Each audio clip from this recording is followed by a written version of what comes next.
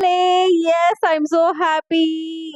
Promo யாரெல்லாம் பார்த்தீங்கன்னு தெரியல. பிக் பாஸ் 8ஓட ப்ரமோ நான் பார்த்தேன். ரொம்ப ரொம்ப ஹாப்பி.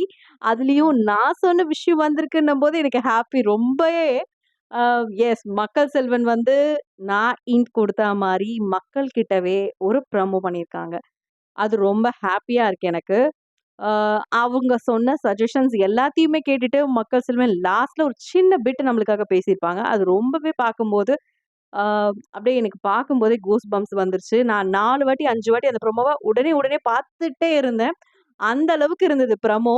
ஆ நீங்க எப்படி நினைக்கிறீங்க ப்ரமோவ பத்தி அப்படின்றத எனக்கு கீழ கமெண்ட்ல சொல்லுங்க.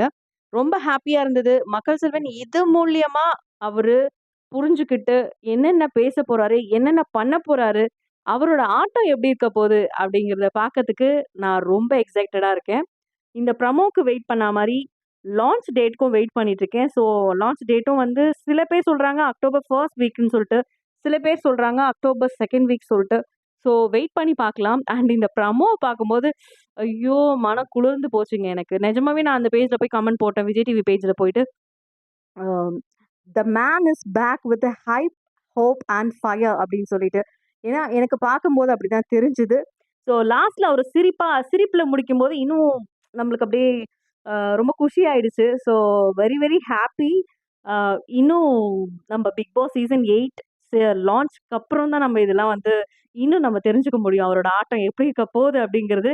நான் வெயிட் பண்ற மாரி நீங்களும் வெயிட் பண்ணுவீங்கன்னு நம்புறேன். மறக்காம ஆர்ஜிஆர் ஃபேமிலிய சப்ஸ்கிரைப் பண்ணி வச்சுக்கோங்க. லைக் பண்ணுங்க, ஷேர் பண்ணுங்க, கமெண்ட் பண்ணுங்க. Thank you.